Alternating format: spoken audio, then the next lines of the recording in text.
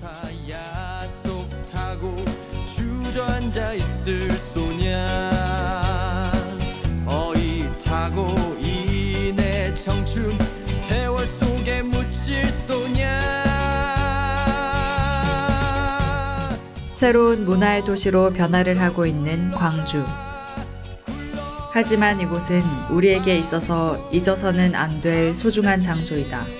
내 청춘 부서지고 부서져도 굴러라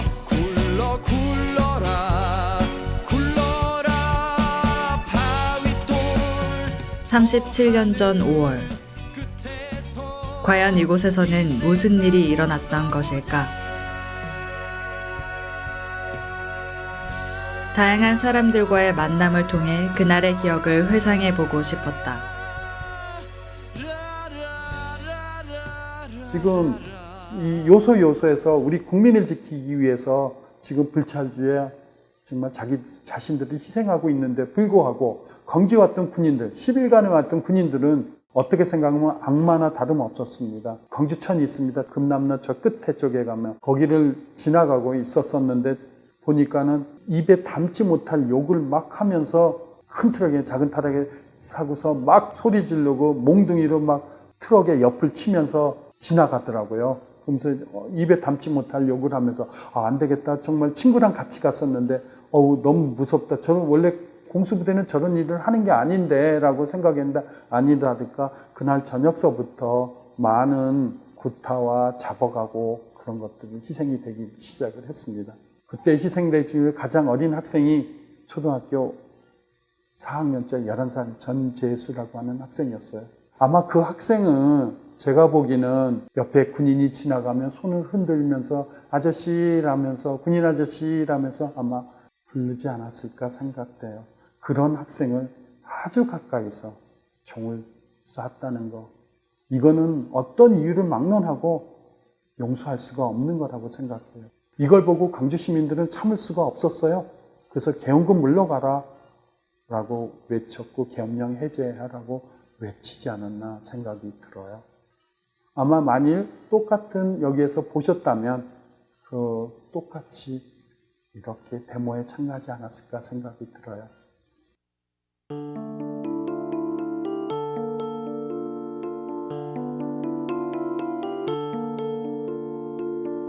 그렇다면 왜 하필 5.18은 광주여야만 했을까?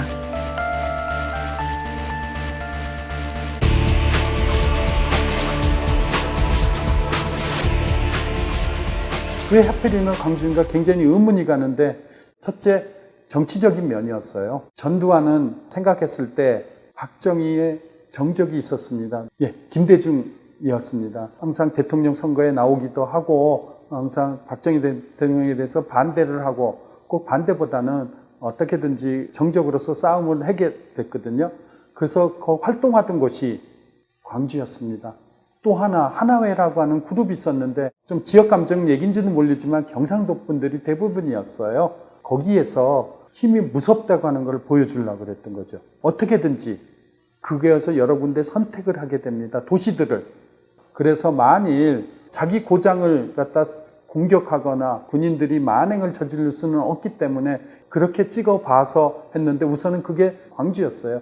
두 번째가 경제적인 면이었어요. 광주는 그때 당시에 1차 산업과 3차 산업밖에 없었습니다. 가장 중요한, 경제에서 가장 중요한 중화학 공장이 없었어요. 이렇게 여기는 굉장히 경제적으로 열악한 관계에 있었어요. 만일 경제적으로 다음에 문제가 있으면 만일 장기적으로 싸움이 한다든지 이게 잘 이루어지지 않았을 때 만일 포항이나 부산에서 이런 일이 있다 그러면 어떻게 되겠어요?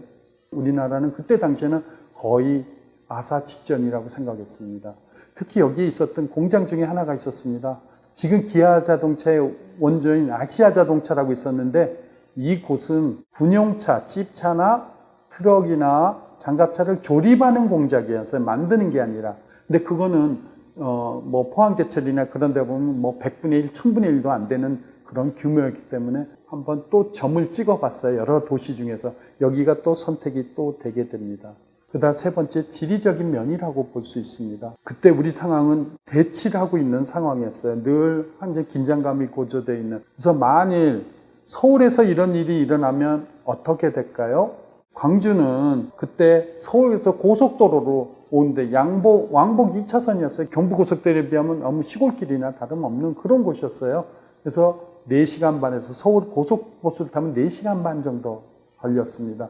여기까지 올 수가 없고 도와줄 수가 없는 상황이었기 때문에 광주가 선택됐다고 봅니다. 이 세 가지 조건이 아마 그래서 광주가 선택되지 않았나 생각이 들어요.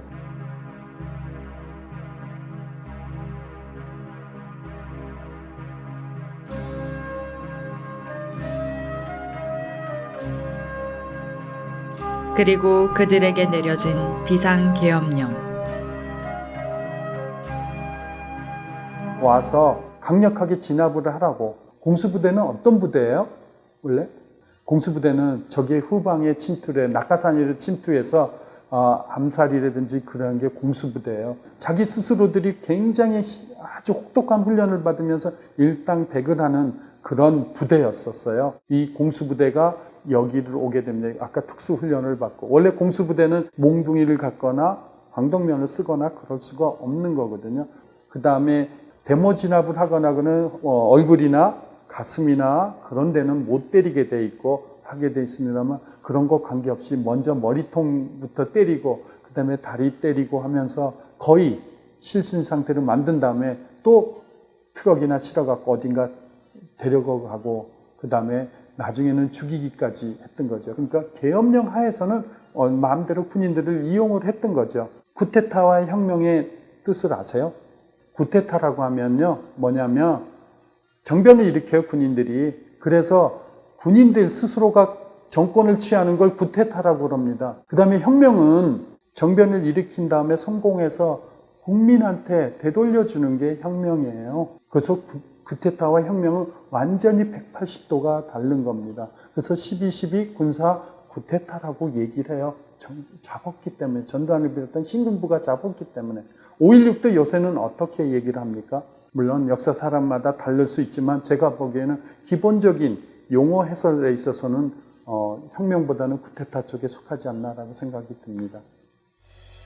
안개 낀 아침에는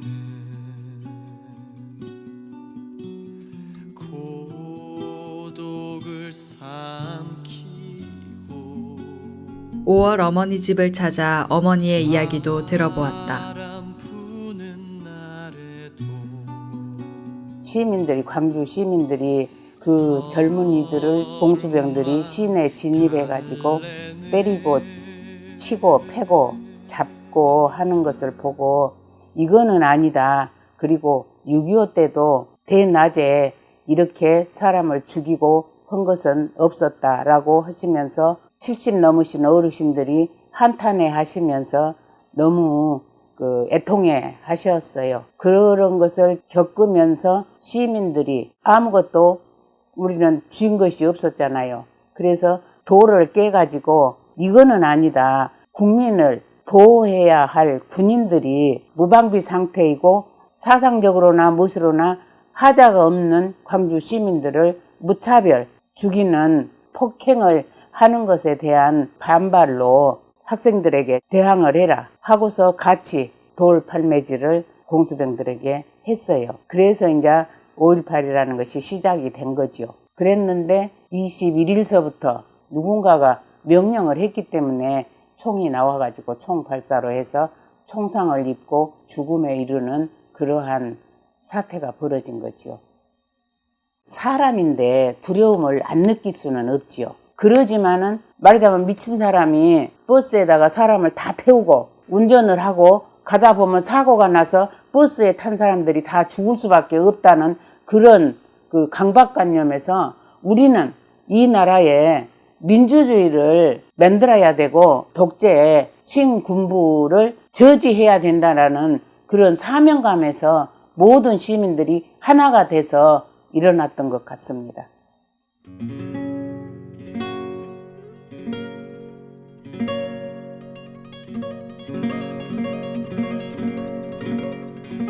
어머니를 통해 듣게 된 죽음의 행진.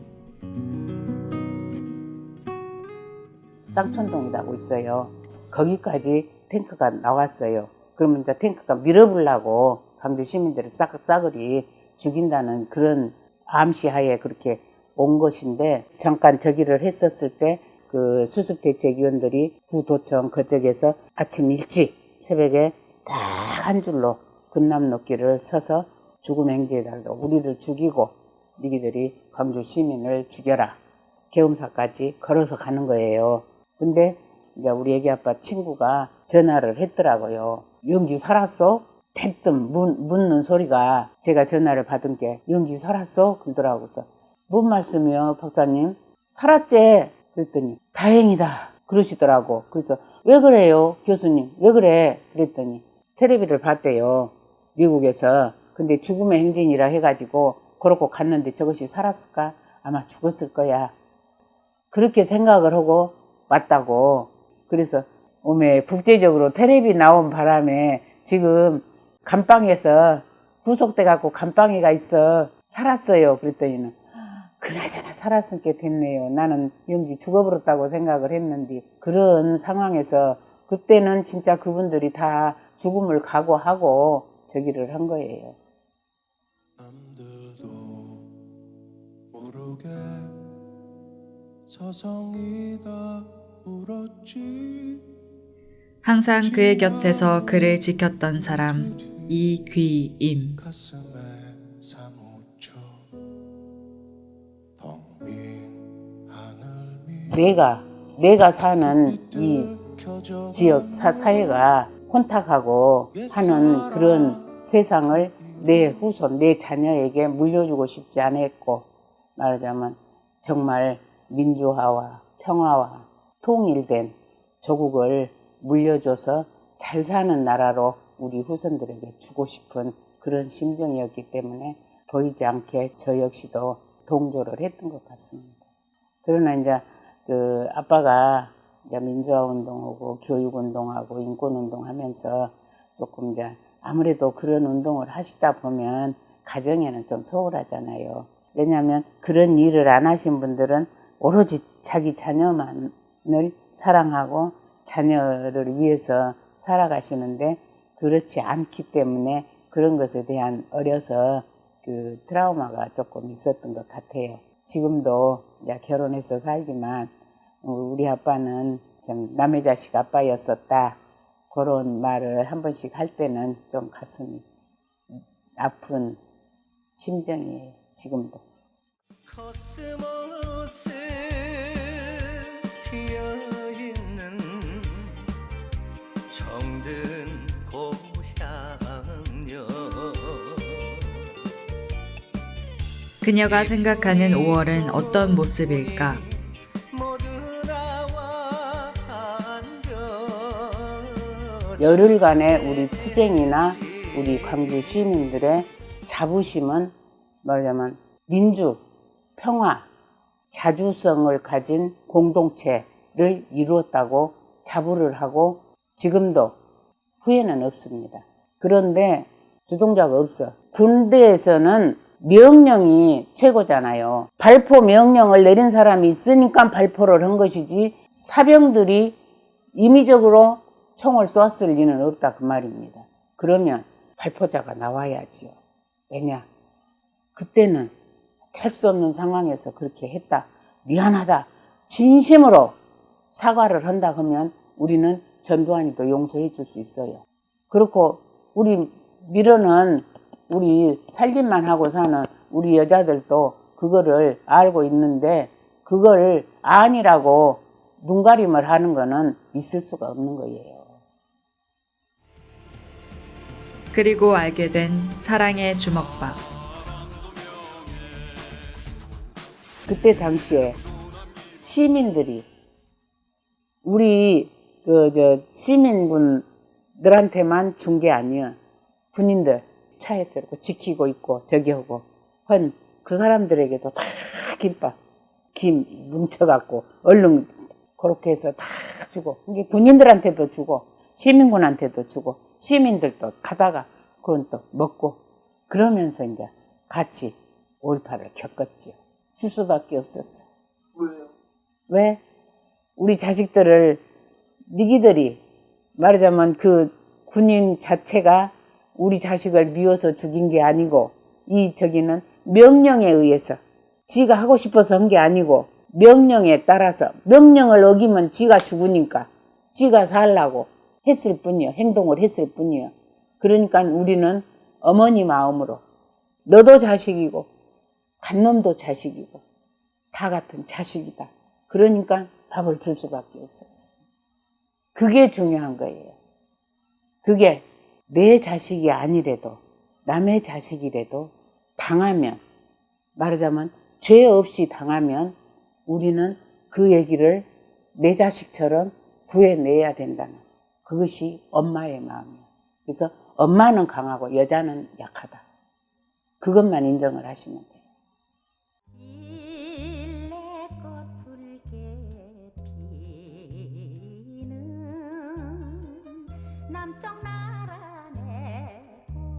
인터뷰를 진행하며 현장에 계셨던 아버님 역시 만나뵐 수 있었다. 수습을에게서는 이제 무기를 이제 전부 다 우리가 다시 회수를 했단 말이에요. 총기를. 왜 그러냐면은 총기를 회수를 해야 이제 수습을 할 수가 있기 때문에. 근데 총기를 다 수습을 해가지고 밖에다가 총기를 참 회수를 해. 뭐 차량도 페인트로 번호를 먹이고 돌아다니게끔 했고, 그리고 총기 나눠줄 때 이제 신분증 확인해서 총기를 다룰 수 있는 오반 사고 날까봐 그런 식으로 해서 이제 총기를 다시 배급을 해주는 상태로 이제 세계적으로 이제 진행을 한 거예요, 이제. 그랬단 말이에요. 근데 광주대 입구에서 그때 총소리가 계속 난당해가지고, 그래서 그 총기 회수를 하고 이제 하니까 이미 총소리가 계속 나. 총소리는 계속 아주 어마어마한 총소리가 나기 때문에 도대체가 총소리가 왼쪽 산에서 난 것이냐, 오른쪽 산에서 난 것이냐, 이거 감을 잡아야 되는데 감을 잡을 수가 없었어요. 그래서 뒤로 한 연합을 걸어가고 이렇게 이제 보니까 도로가 반듯하다고 옆길 도로에서 올라온 데가 있어. 거기에서 이제 저 하순 쪽에 있던 그 병력들이 한 50m 전방에 올라오더라고. 앞차에서는 나를 봤겠지. 나도 봤으니까. 그래서 이제 그 대문 화장실에 들어가고 이제 딱 있었어. 바깥에 도로꽃단 쌓인 데라고 구멍을 내다보니까 빛이 보이더라고. 차 지나가고 또 한 대 딱 지나가면 빛이 또 안 보이고 안 보이고 그래서 다 쉬고 있었어, 이제. 그래서 내가. 그랬더니 딱 군트럭 15대 되니까 빛이 안 보여버리네. 캄캄해요. 그 앞에 서버렸단 결이에요, 지금 바로 그 담 앞에가. 빡 막혀보길래 내 짐작으로는 군트럭 여기 먹었다는 것을 딱 알고 있었지. 그리고는 이제 화장실 문짝이 이렇게 판자로 돼가지고 사이가 이렇게 좀 조금씩 벌어져. 거기다 총구 대놓고 이제 있었지. 가택 수색하는 소리가 들리더라고. 그래서 이제 아이고 죽었다. 가택 수색하라니까 이제.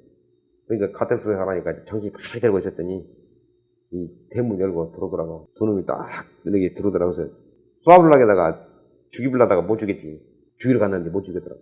두 놈 또 들어오는데 이게 한 반발 정도 떨어져서 들어오더라고. 미치겠더라고.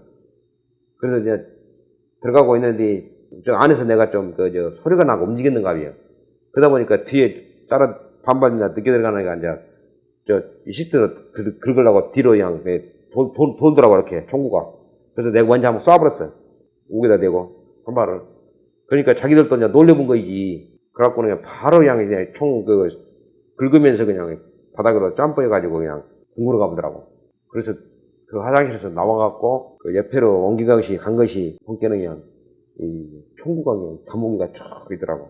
그래서 그 밑에가 엎져갖고 안 갔었어.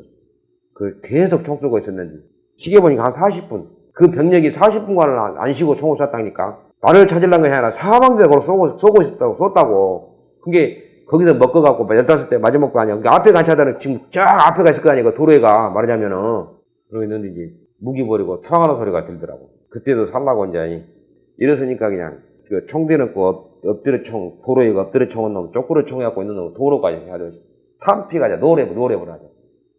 그래갖고 총을 내가 거기서 이렇게 경군한테 던졌단 말이에요. 그리고 이제 손 들고 돌아서 갖고 이제 대문으로 나와야 될 거 아니야. 대문을 이렇게 열어갖고 있는데 계급장 딱 중령 보고는 기절해갖고 몸이 됩니다. 그렇다면 그들은 어떻게 총을 가질 수 있었을까? 21일 날 그때 그 애국가가 끝나기 전에 썬 거냐. 자기들이 그룹으로 다니면서 자기들 임의로 총 쐈다니까. 그럼 여기 전남청에서 그 총을 쐈던 거는 어떤 얘기예요? 아니, 쐈지. 여기서도. 근데 21일 날, 그거를 내가 지금, 나는 지금 기억얘기를 지금, 상수동 오구리 쪽으로 지금 현재 기억을 하고 있거든. 근데 그 군중에다 대고 총을 쐈단 말이야. 총소리가 계속 났단 말이야. 그래갖고, 지금 신역간 도로 쪽으로 산수시장 통로가 있어.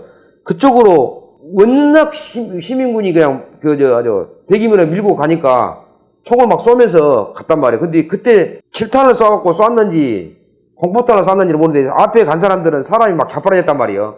그리고 나도 그걸 봤어. 뒤로 막 물러나면서 쏘더라고. 그러다가 앞에 가고는 맞게 생겼더라고. 그래갖고는 거기서 그 군중에서도 앞에서 뒤로 이제 못 가고 빠졌단 말이에요. 그러니까 막 군중들이 밀고 갔단 말이에요. 그때 나는 도로 나와갖고 이제 우리도 무기가 있었는데 하고 다이너마이트를 털어갖고 던져보면은 될 것 아니냐. 그래갖고 탄광 가자. 그래서 거기서 이제 탄광에 가자는 소리가 나온 거예요.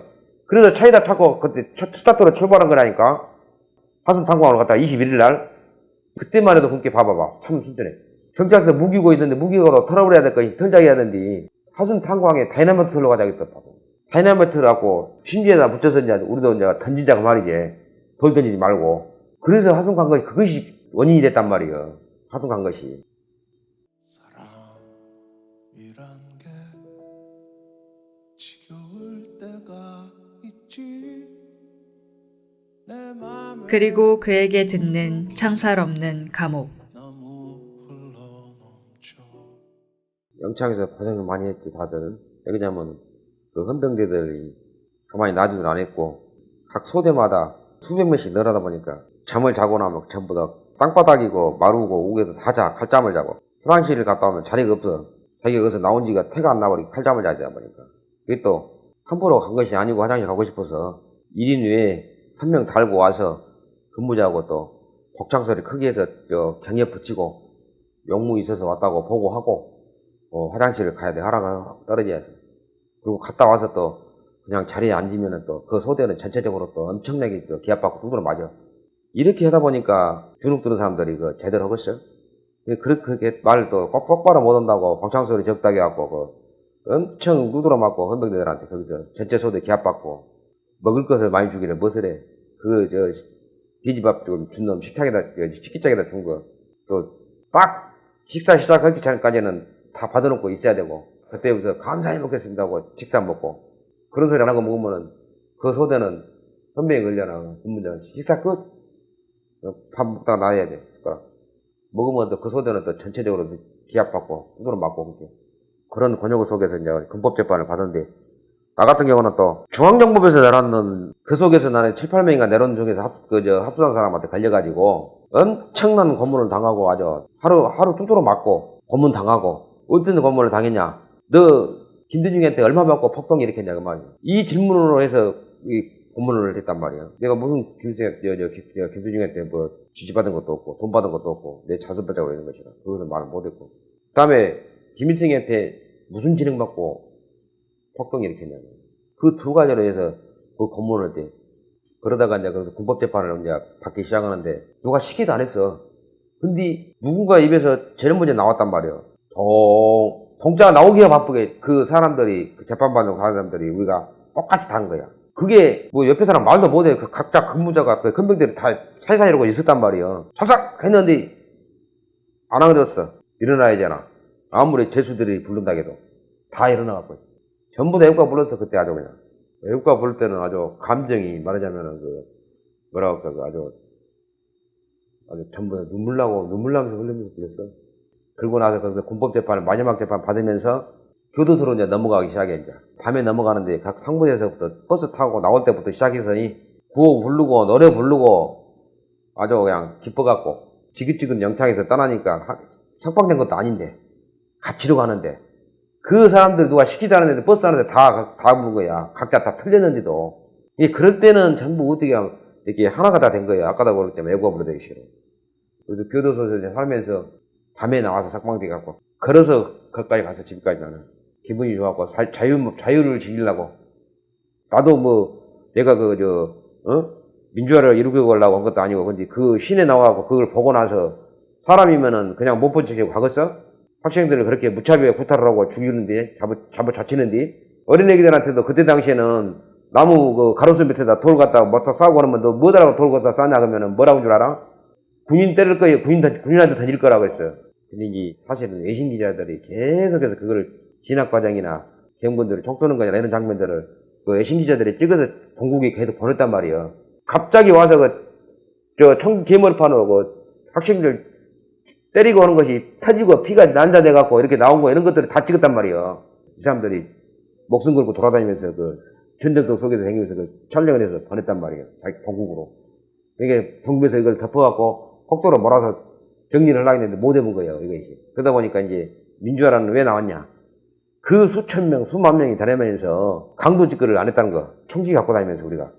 금융기관이나 강도에서 안 했다는 것. 그래서 민주화라는 것이 떳떳하고 내가 하는 것이 이야기를 하는 것이 인터뷰할 수 있는 것이고. 만약에 그런 약탈이 일어났었고 금융기관에 털렸다고 하면 이게 민주화가 아니지. 이거는 폭동이 일어난 것 아니라고. 그렇지? 폭동이라고 이것은. 총기까지 다 탈취했기 때문에. 근데 우리는 이게 어떻게 폭도냐 이게. 자기들 목숨 지키려고 총기 탈취하고 한 것이고 이거는 완전히 민주화를 이룬 건 아니냐 이거는. 내가 잡혔을 때 대원군이 이 가슴에다가 빨간 매직으로 해갖고 폭도라고 써놨어요. 특 A 써가지고 폭도. 등그리도 폭도 써놓고. 그러면은 그 사람들이 써놓은 것은 분명히 지시 받을 때는 그 폭도라고 지시를 받았단 말이야. 무장공복이 폭도 새끼들이라고 폭도 일으킨 거니까 무조건 그냥 사살해도 상관없다고. 그렇기 때문에 써놓은 것 아니에요. 등거리 옷에다가. 내가 통합편에서 깨어났을 때 거울을 가서 봤을 때는 그렇게 있었단 말이야.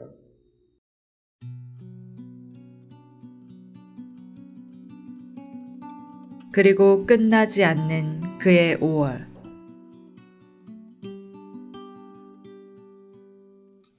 그의 별명 광수 1호. 잔디 맞으며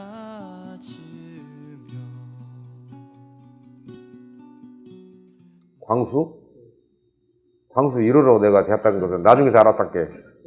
지만 언니가 나를 1호로 온지를 몰랐어. 잠시만, 이게 되게 진지한 이야기에서 웃으시면 안 돼요. 진짜 이거 편집할 때도 이거는 꼭 들어가야 되니까. 나도 광수 내가 이런지도 몰랐어. 가놓고 TV에 나오면은 나라는 존재가 나온 사람 나와갖고 본 곳에서 사람들은 말은 들어서 알아. 그걸 나는 그냥 내 자신으로 인정을 안 한 거지 그냥. 무르듯이 살라고 그랬지. 그랬는데 한때 보니까 광수 1호라고 해갖고 우리 재단에서 찾으러 왔더란게. 광수 1호라는 사람이 치기를 이제 말하면 무장공비 1호라는 건 아니야. 무장공비가 아니고 나는 여기 대한민국 광주에서 태어났고 여기 다 호적도 있고 다 호적도 다 뒤에서 근거가 있어야 되잖아. 여기 번적지가 여기가 있어야 되니까 명예훼손죄에다가 고발을 할 것이요. 그게 600명이라는 것은 다 지금 지만원이 말한 것은 여기 다 나 같은 사람한테 다 지금 정해놓고 있는 거 아니야. 물론 당연히 전문 사람들은 이해가 안 가겠지.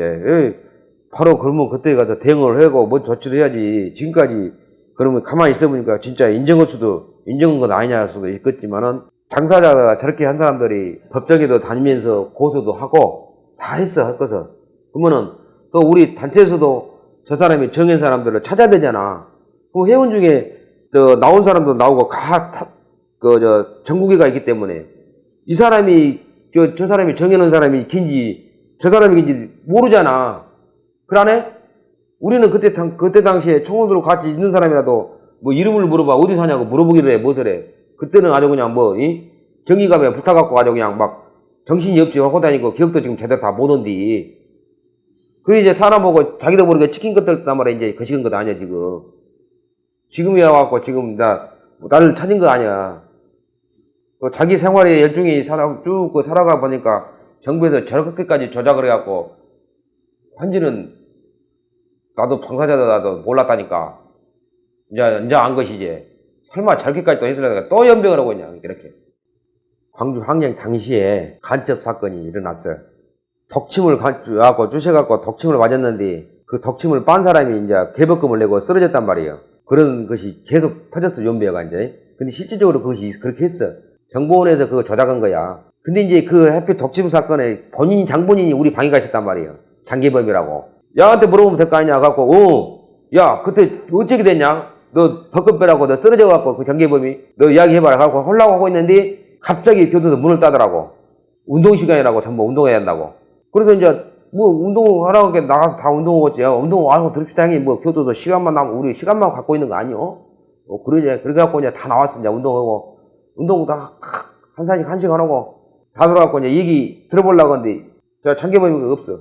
이건 있을 수 없는 일이거든. 아니 운동 시간에 교도소에서 우리 전부 운동으로 나왔다가 운동 시간에 재수가 안 들어오고 어디로 갔다는 것은 이게 말이 안 되는 것이요. 지금 현재도 마찬가지지만 그때 당시도 다음날에 그 다음날 안 들어왔다니까. 아예 없다니까. 그 뒤로 나왔고 없어져 버렸다니까. 그게 뭐이겠어. 그것을 봤을 때는 정부에서도 계속 이거 북한 공작원 파견시키고 광주항쟁에 북한 공비들이 와가지고 이렇게 했다는 것을 계속 그걸로 여고 자기들이 어떻게 합법화 시키려고 했는데 그것마저도 안 되는 거예요.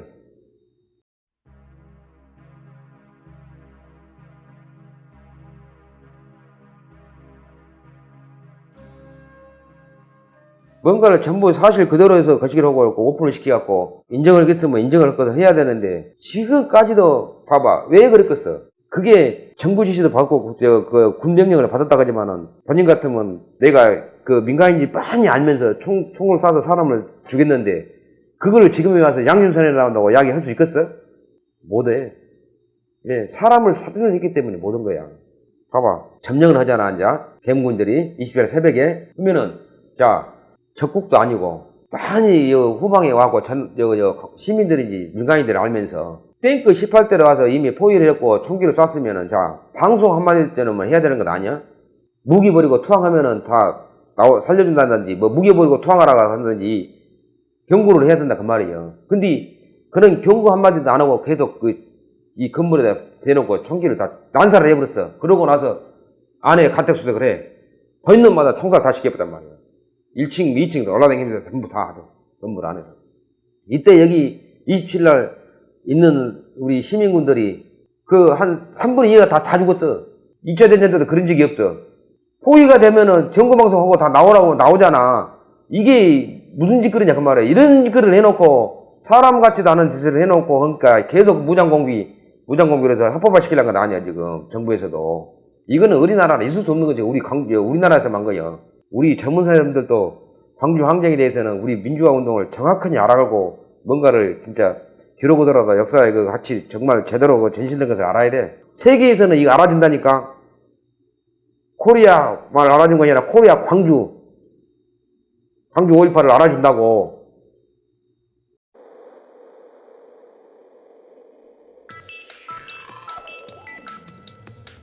그렇다면 현재는 어떨까?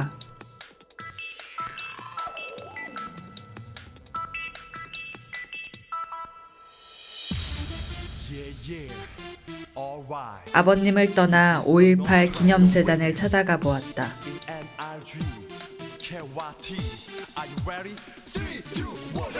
저는 5.18 왜곡 모니터링을 하고 있는데요. 왜곡물을 주로 양산을 하는 김대령, 지만원과 같은 세력의 왜곡 증거 수집을 해서 법원에 넘기는 역할을 하고 있습니다. 5.18 역사가 제대로 학생들에게 그리고 시민들에게 알려질 수 있도록 저지를 할 때 보람을 느낍니다. 5월을 알리기 위한 축제 레드 페스타. 레드 페스타 같은 경우에는 금남로에서 5.18에 대한 다양한 부스가 있고 그 다음에 그뿐만 아니라 인권과 관련된 그런 컨텐츠를 다루는 부스도 있고요. 그래서 청소년들에게 5.18을 더 쉽게 알리는 그런 축제가 되겠습니다. 청소년들한테 5.18에 대해서 설명을 해주면서 단지 어렵고 딱딱한 역사가 다가서는 것이 아니라 더욱 쉽게 말을 해줘야겠다 그런 것도 알게 되었고요. 조금 아쉬웠던 거는 잘 알지 못하는 그런 청소년들이 있어서 5.18과 관련된 콘텐츠에서 예를 들어서 시민군과 계엄군이 맞서 싸우는 그런 전쟁이라 할지 그런 것으로서 조금 보완을 했으면 좋겠습니다.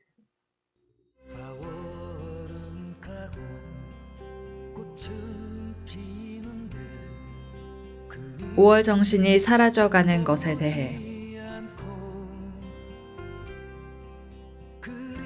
우리나라 입시 교육 그런 문제가 바뀌어야 된다. 교육 체계가 바뀌어야 된다고 생각을 해요. 그것부터가 바뀌지 않으면 광주교육청이 5.18 계기교육을 아무리 한다 한들 그리고 5.18 기념전당 아무리 학생들한테 5.18 역사를 더 쉽게 설명을 해주고 전하려고 노력을 한다 한들 바뀌지 않을 거라고 생각을 하고요. 현장 학습이라 할지 아니면은 방학 때 숙제로 내준다 할지 해서 부담감을 느끼지 않고 다가갔으면 하는 바람이 있습니다.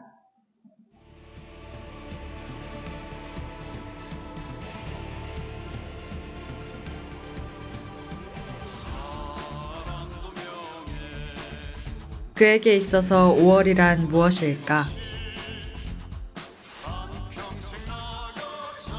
5.18은 미완의 혁명이라고 생각합니다. 비록 민주화 운동으로 불리고 있지만 저는 혁명이라고 부르고 싶어요. 민주화 운동이라 한다면 뭔가 좌절된 그런 느낌이 든다라는 것이죠. 그래서 우리가 계속 이어가야 할 역사, 아직 뭔가 남았다는 미완의 혁명으로서 5.18을 이야기하고 싶습니다.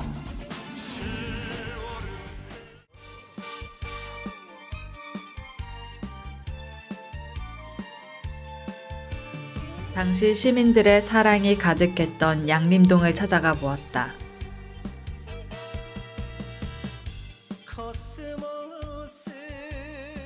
양림동은 과거에는 여식골이라고도 많이 했어요. 어린아이들이 죽으면은 풍장을 해버려요. 그냥 땅에다 묻는 게 아니라 버리는 거예요. 몰아서.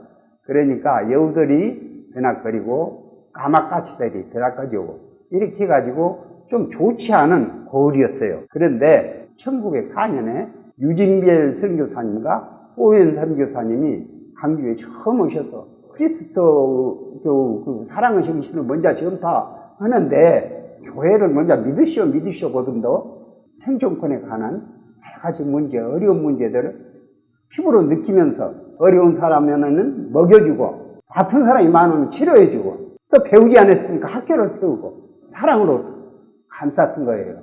그래서 여기서부터 새로운 문물이 싹 트기 시작했어요.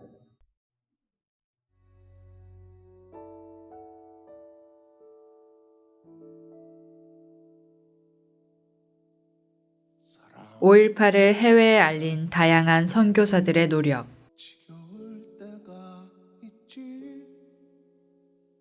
공중 비행기가 돌아다니면서 폭도로 몰아가지고 또들은 들어라 하면서 방송을 잘 했죠.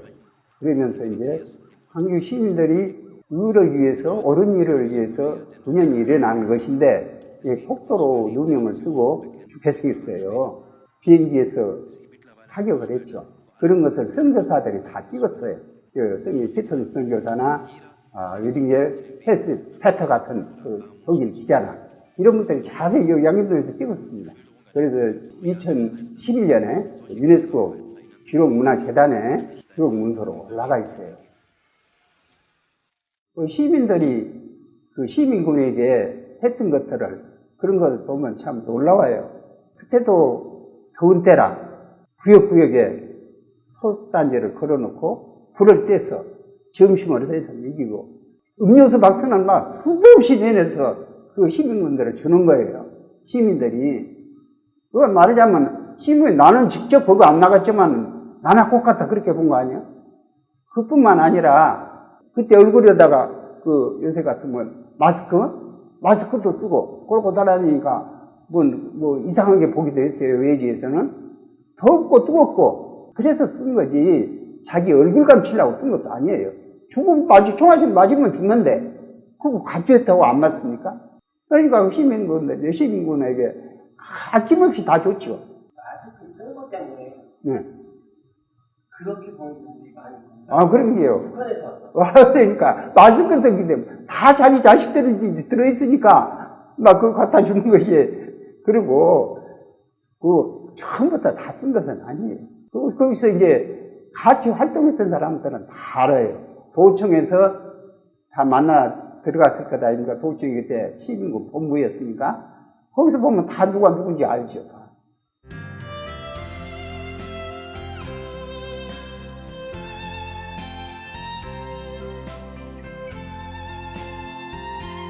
당시를 생각하면 아쉬운 마음은 없었을까?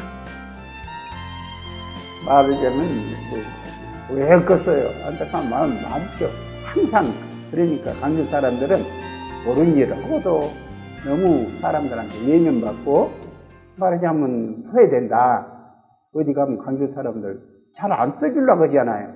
그러면 왜 그러냐? 나는 나쁜 곳이 없는데 태어난 것이 광주에서 태어났고 전라도에서 태어난 것 뿐인데 왜 우리를 이렇게 하는가? 그런 마음을 갖는 수가 있어요. 그럴 때 그런 걸 이제 조금 더 느껴보면은 참 가슴이 아프지요. 사실 숭고한 피를 많이 흘렸어요. 광주 사람들이. 그건 뭐 다른 사람을 대신해서 죽었지. 우리 국민 전부를 대신해서 죽은 거지. 뭐 자기 개인의 뭐 명단을 지고 죽은 건 아니잖아요.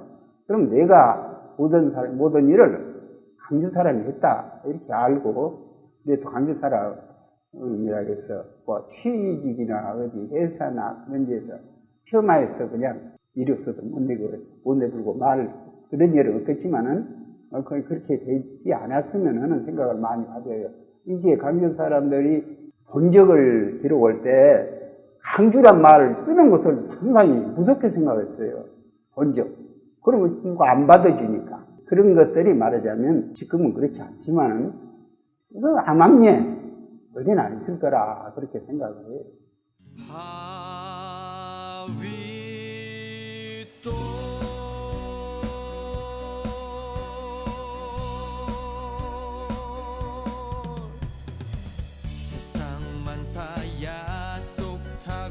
유족들에게 들려주고 싶은 이야기.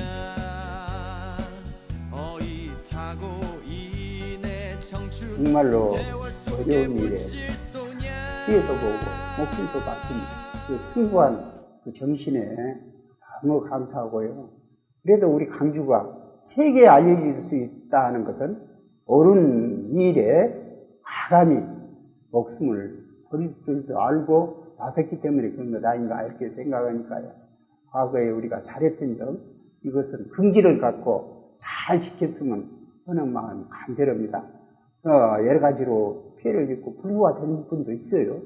그분들 불구를 다시 정상적인 몸으로 고칠 수는 없어요. 그러나 큰 자부심을 갖고 나를 위해서 한 것이 아니라 대의를 위해서 이렇게 내가 이렇게 되었다는 그 자부심을 갖고 아주 당당하게 보일 수 있게 살아갔으면 하는 마음이 강렬합니다.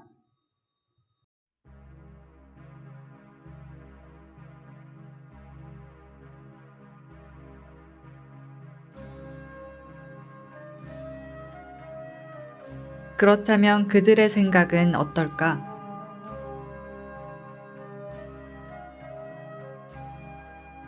현재 5.18 왜곡의 가장 큰 중심으로 서 있는 국립아시아문화전당을 찾아 그들의 이야기를 들어보고 싶었다.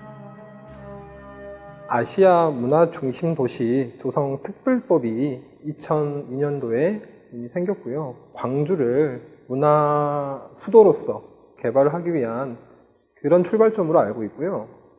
그 부지가 5.18과 관련된 구 전남도청 그 일대로 이 사업이 시작돼서 국립아시아문화전당에 들어있는 겁니다.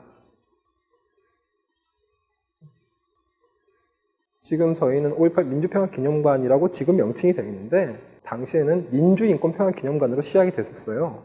하지만 5.18 단체나 지역사회의 소통의 과정 속에서 5.18이라는 명칭이 반드시 들어가야 된다는 그런 요구에 의해서 기념관의 명칭까지 바꿀 정도로 하나의 사례를 말씀드리는 거예요. 그런 소통의 과정에서 명칭이 바뀐 부분이 있고 그런 컨텐츠를 수립하는 과정에서도 지속적으로 저희는 수많은 토론을 가졌어요. 설명회도 많이 했고요. 그리고 그 이후의 과정에서도 5.18 관련 단체분들은 필요에 의해서 수시로 현장을 방문하셨고요. 그런 부분을 저희가 뭐 이렇게 막거나 그런 적은 한 번도 없었습니다.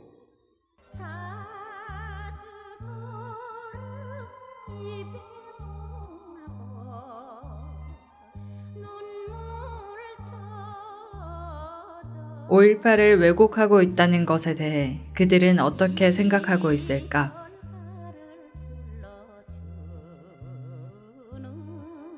저희가 외벽을 임의로 손을 댈 수 있는 건물이 아니에요. 문화재 관련 전문위원들이 어디까지 수리를 하고 어디까지 복원을 해라라고 명확히 지칭을 해주고요. 곰팡이가 쓴 기존의 페인트를 벗겨내고 새로 페인트를 칠하는 정도가 우리가 하는 공사범위였어요. 외벽 공사범위. 그 과정에서 총탄을 지울 이유가 없다는 거죠. 사실 정확히 말씀드리면은 출발점에 공사범위에 그 내용이 없다는 거예요. 두 번째, 저희는 5.18 민주평화기념관 컨텐츠를 만드는 사람으로서 총탄이라는 컨텐츠는 최고의 컨텐츠라고 저는 생각을 했어요. 그건 저뿐만이 아니라 모두 그렇게 생각을 하고 있어요. 저희는 찾기 위해서 노력을 했죠. 1차적으로 저희는 그 5.18 단체분들, 개개인들, 개별분들을 모셔가지고 총탄 흔적에 대한 혹시 그 위치라는 부분 지정해 줄 수 있으십니까? 라는 부분을 저희가 먼저 선제적으로 저희 질문을 드린 적이 있었어요. 방금 페인트 벗기는 과정에서요. 그 다음에 광주시청, 전남도청, 방송국, 그 다음에 5.18 기념재단까지 저희가 그런 자료를 혹시 받아볼 수 있습니까? 라고 요청을 드렸어요. 상황실까지 포함해가지고, 상황실 내부 영상까지 포함해가지고요. 없다는 답을 들었습니다. 지금까지 그걸 하나도 받지를 못했어요. 그런 노력을 했다는 거예요. 했음에도 불구하고 저희는 찾을 수 없다는 게 결론이었는데, 갑자기 문제지가 이제 외벽을 이제 페인트를 칠한 이후에 이제 그 문제지가 시작된 거죠. 정확히 말하면.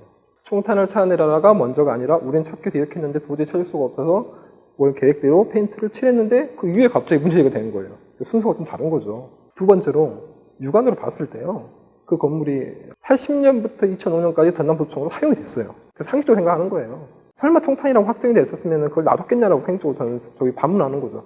80년대라는 분위기, 90년대 분위기 속에서 총탄이라는 것이 명확하다는 그 자료가, 증거가 있을 때, 건물에 있을 때 놔뒀겠냐라는 거예요. 설사 있었더라도. 세 번째, 이제 정확하게 저희가 이제 체크를 하려고 했던 게 비파괴 공법을 통해서 외벽에 대해서 스크래치가 있고 홈집이 있는 거를 판독이 낼 수는 있다. 하지만 이게 홈집이 있는데 이게 못 자국인지 총탄 자국인지 우리는 확정할 수 없다. 이게 비파괴 공법 전문가의 답이고요. 그 다음에 저희가 그래서 국립과학수사연구원에 의뢰까지 했어요. 현재 이 구멍들 속에서 총탄이 만약에 발견할 수 있다면 어떤 방법이 있느냐, 기술적으로. 총탄이라는 게 금속이잖아요. 그럼 그 화약성분이나 등등 있을 수 있잖아요. 자, 그걸 현재 이 시점에 이걸 확인할 수 기술적으로 가능하냐? 안 된다는 거예요. 저희가 더 이상 어떻게 해야 되는지 저희는 오히려 여쭤보는 거예요. 이제. 어떻게 해야 됩니까?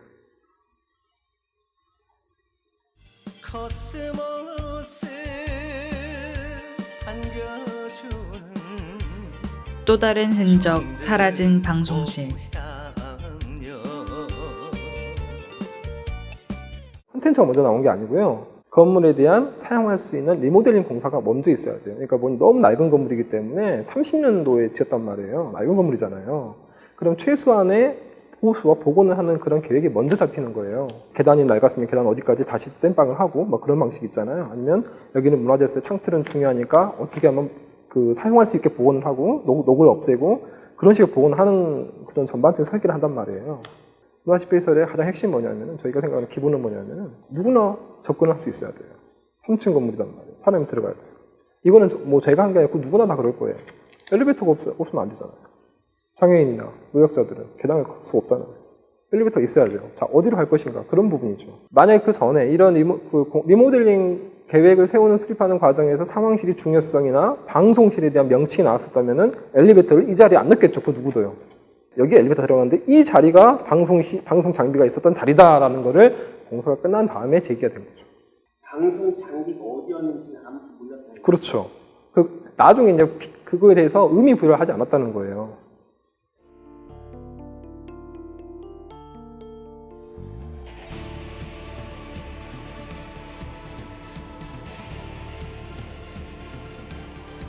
그렇다면 그들은 사람들에게 무슨 이야기를 하고 싶은 걸까? 광주는 5.18을 버리면 안 돼요. 버리면 안 되는데 5.18에 그렇다고 해서 5.18에 집착해서도 안 돼요. 고정된 멈춰있는 5.18이 아니라 계속 5.18을 베이스로 해서 이게 퍼져나가는 방식에 대해서 고민을 서로 많이 해야 되고 그건 결국은 어찌 보면 공동체로도 확장될 수 있고 여러 가지 방식으로 확장될 수 있는 여지가 있단 말이에요. 어느 순간에 결과물이 달라 보이긴 하지만 그런 것들이 많이 만들어져야지만 5.18이 살아 움직이는 거지. 모래 하나 이거 이렇게 벽돌 하나 함부로 하면 안 된다는 건 마음은 알겠는데 이게 이미 사라진 과정에서 이걸 제기해버리면은 돌이킬 수 없는 상황에 제기해버리면 이거는 그냥 문제제기밖에 안 된다는 거예요. 그럼 고정된 5.18로 가지 말고 살아 움직이는 5.18로 가야 되고 광주란 공간이 저는 이걸 베이스로 하면은 5.18 베이스로 하면은 할 이야기들이나 정책적으로 바뀌는 경우들이 무궁무진하단 말이에요. 근데 말씀드린 것처럼 5.18을 집착하는 방식으로 가버리면은 오히려 반대로 퇴행할 수도 있다는 거죠. 그렇게 되면은 특권이나 이기적인 모모 사람들의 5.18 이야기나 그 다음에 다른 얘기 하면은 매장당하는 그런 분위기나 이건 결국은 5.18 이야기 아니라는 거예요. 5.18 정신이 아니라는 거예요. 5.18의 가치라는 거 이렇게 단순하게 가면 안 된다는 거죠. 누누이 말씀드린 거고 5.18이 갖고 있는 그 나눔의 정신, 주먹밥공동체 얘기도 하는데 그런 정신들이 어떻게 이 전당 안에서의 프로그래밍하고 뭐 전시하는 방식으로 가려면 어떻게 할 것인가예요. 그 이야기가 어디에 근거하고 있냐가 저는 정말 중요한 거죠.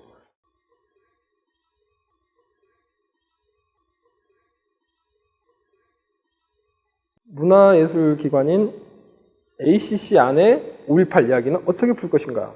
바로 문화예술적으로 승화시킨 컨텐츠로 가는 게 하나의 처음부터 컨텐츠 수립 때부터 전략이었고 그 다음에 광주의 5.18 전시를 다루는 공간이 꽤 있어요. 그런 방식의 재현을 여기서 똑같이 할 것이냐. 그런 고민은 이미 저희는 그 초창기에 끝냈어요. 그건 아니다는 거죠. 5.18 이렇게 전초에 분수대 주변으로 해가지고 횃불 생활이 있었단 말이에요. 자, 그게 하나의 또 컨텐츠예요. 자, 횃불을 그대로 쌓아놓을 거예요? 들고 있을 거예요? 그러진 않아요. 그런 방식이 아니라 이 공간 속에서 어떻게 횃불성의 느낌을 살릴 수 있을까? 그러면 음향을 넣는 거죠. 느낌, 부덩텅, 뭐 이렇게 예를 드는 겁니다. 당시에 다양한 그 시민들을 다 넣을 수도 없고, 그럼 시민들의 형상을 다양화해가지고 이거를 움직이는 방식으로 벽면을 둘러싸고, 횃불도 이렇게 그 그래픽으로 이렇게 불타오르는 느낌으로 이렇게 쫙 공간에 그 가득 메우고, 그러면서 음향을 집어넣으면서 횃불성애를 저희가 다시 모방해서 여기서 보여드리는 게 아니라 그 느낌을 어떻게 줄 수 있을까라는 거예요. 그게 창조라면 창조죠, 사실은. 하지만 그에 대한 사건은 명확히 사실에 근거해야 됩니다.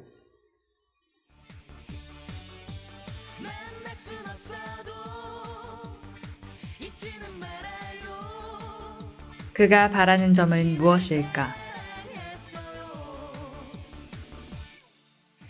제가 실수를 할 수는 있겠죠. 몰라서 놓칠 수도 있겠죠. 그러니까 그런 부분은 있을 수 있지만 일부러 지운다. 왜곡을 일부러 하고 있다.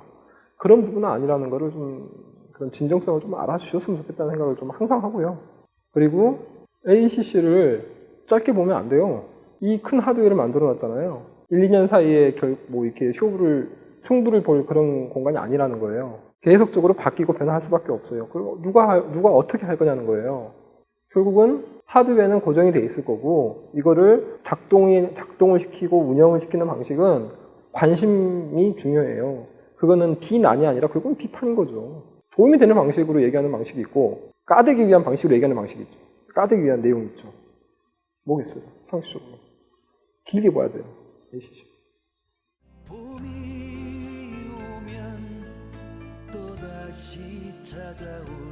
인터뷰를 마치기 전 서울에서 내려와 게스트하우스를 운영하고 계신 사장님도 만나뵐 수 있었다.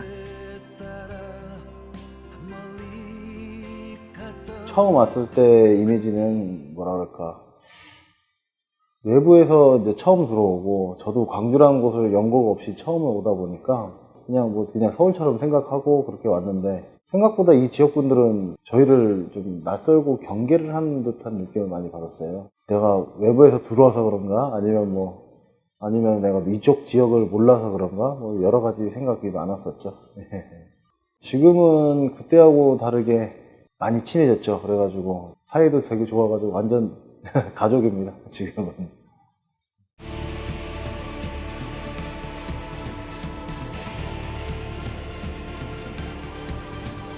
그가 처음 느낀 경계심은 무엇일까?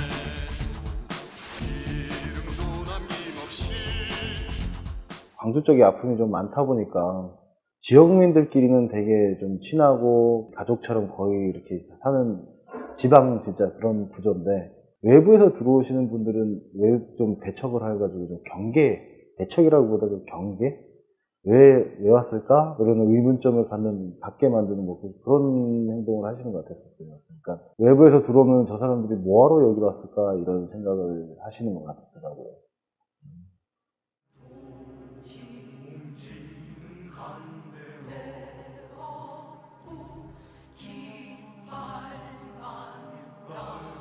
그가 느낀 아픔.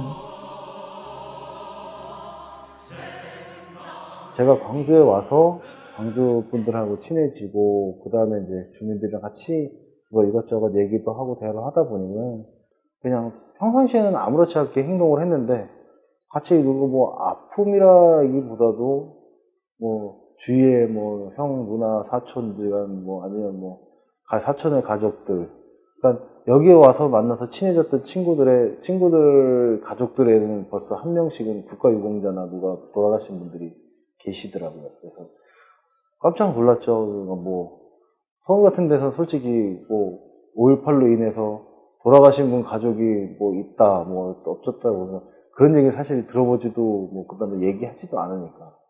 그런데 여기 와서 5.18에 대해서 이제 얘기하다 보면은 그런 게 보이더라고요. 그래서 좀 알게 되고 느끼게 되고 있습니다. 만날 순 없어도 잊지는 말아요. 시간의 흐름에 따라 변화된 광주. 이제는 그래도 한 10년이 지나고 나니까 조금 이제 외부에서 들어오시는 분들이 많아져서 조금 옛날보다는 좀 덜해졌는데, 문제는 이제는 어린 친구들, 20대 쪽 친구들이나 이런 친구들이 5.18에 대해서 잘 모르더라고요. 하다못해 저도 잘 모르긴 몰라도 아예 뭐 5.18에 대해서 잘 모르는 사람이 더 많고, 그리고 광주에 오면은 거진 5.18에 대해서 한 번쯤은 돌아보고 한 번쯤 이렇게 기록관 같은 데도 가보고 이렇게 가볼 수도 있는데, 관광 명소라고 해가지고 사람들이 오면은 그런 데보다는 이제는 주위에 있는 관광 명소나 맛집 이런 데만 찾아다니니까 조금 안타깝죠. 그 대려.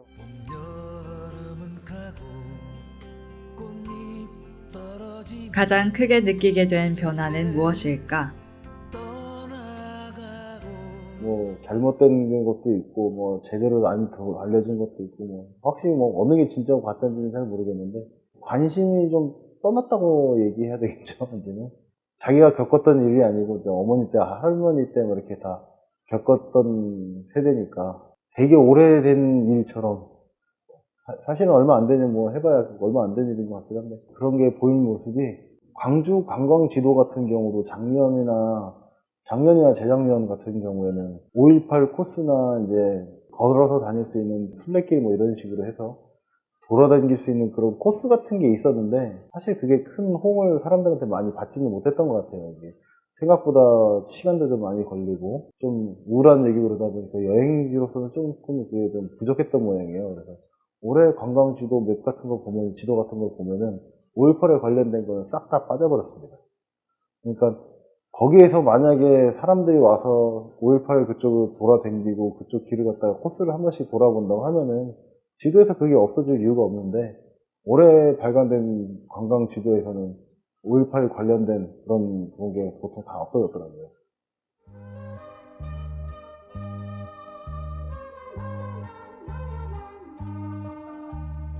사람들에게 들려주고 싶은 광주.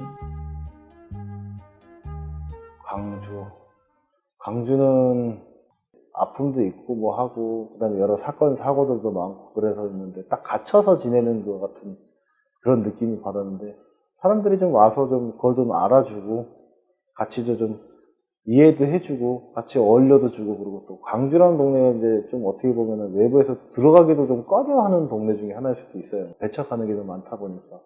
근데 광주 같은 데도 사람 살기 좋고 인심 좋고 하는 동네니까 와서 한번 보고 그리고 또 이게 어떤 아픔이 있었나를 같이 이해할 수 있으면 더 좋을 것 같고, 그리고 또 여기도 사람 사는 동네니까 뭐 이쁘고 뭐 맛있는 것도 많고 유명한 것도 많고 하니까 거리감 두지 않고 편안하게 왔다 갔다 할 수 있는 그런 광주가 됐으면 좋겠고, 그렇게 돼서 찾아줬으면 좋겠습니다.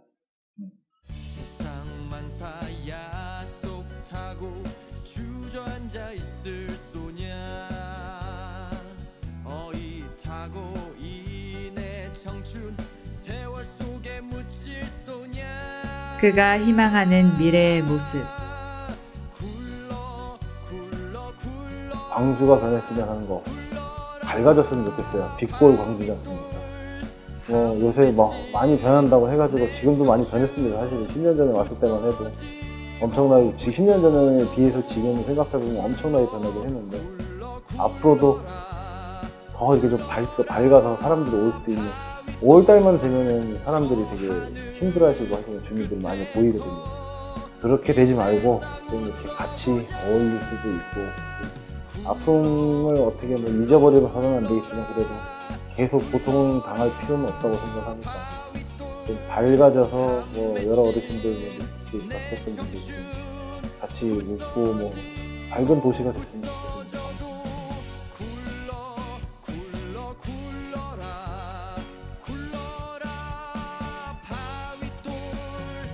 모든 일정을 마치고 집으로 돌아가는 길.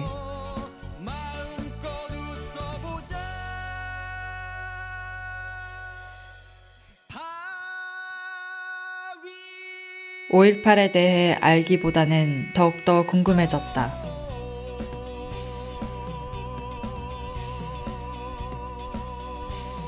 (37년) 전 5월 광주는 무슨 일이 있었던 것일까?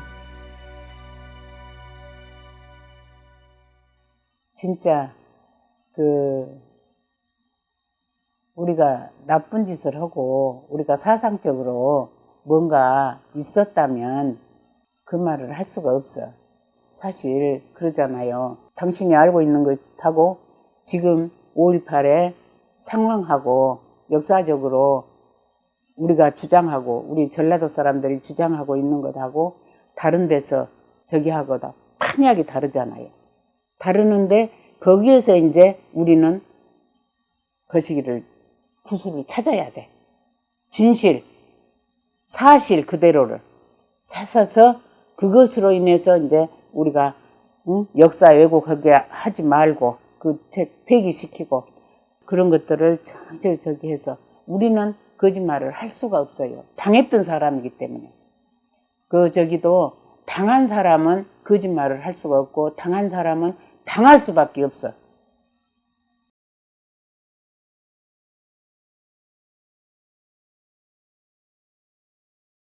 다른 듯 같은 5월을 공유하며 살아가고 있는 사람들.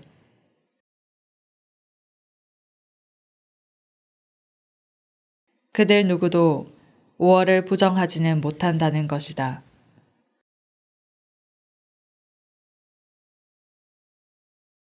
그럼 이들이 정말로 원하는 것은 무엇일까? 말이라는 거는 원장 저기에서 진실 그거죠. 말이 아니고 소리요, 소리. 그거는 자기가 그렇게 만들고 하는 거. 그걸 또 옹호하고 있는 정부가 우리는 싫다는 것입니다. 그러나 진짜로 이 나라를 생각을 하고 이 나라에 정말 평화를 원한다면 그 잘못을 이거는 아니었다. 그리고 정말로 사죄를 한다면 그게 평화롭게 우리가 서로 손잡고 이 나라가 잘 살 수 있는 나라가 될 수 있을 거라고 생각을 하거든요.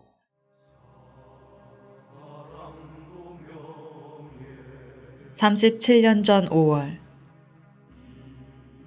그들이 우리에게 주는 이야기는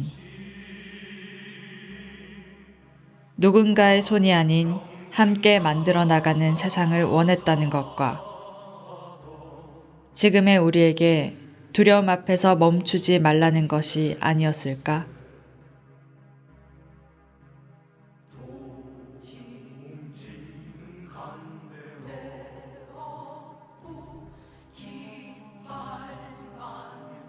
그들의 5월은, 아니 우리의 5월은 지금도 현재 진행형이다.